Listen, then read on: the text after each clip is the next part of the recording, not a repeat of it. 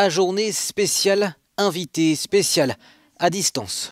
En ce 8 mars, journée internationale des droits des femmes, la première ministre néo-zélandaise Jacinda Ardern et Kamala Harris, première femme vice-présidente des États-Unis, se sont toutes les deux adressées au Parlement européen.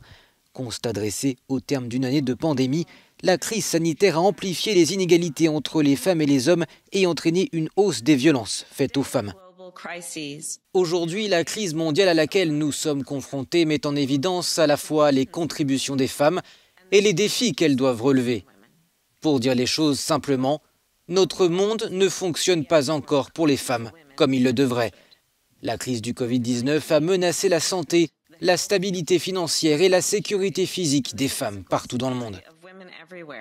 Des invités spéciales dans un Parlement marqué par une hausse du pourcentage de femmes députées depuis 1979 et alors que la Commission européenne est pour la première fois dirigée par une femme, Ursula von der Leyen, qui a annoncé une proposition de directive européenne pour plus de transparence des rémunérations. Je suis fier que la Commission ait présenté la semaine dernière 2 propositions visant à remédier à 2 des plus grandes injustices auxquelles les femmes sont encore confrontées, l'écart de rémunération et les inégalités d'emploi. Pendant ce temps, des manifestations avaient lieu dans plusieurs villes d'Europe, malgré le contexte sanitaire. À Bruxelles, un groupe de 50 femmes sans papier a continué d'occuper une église, alors que beaucoup ont perdu leur travail à cause de la pandémie.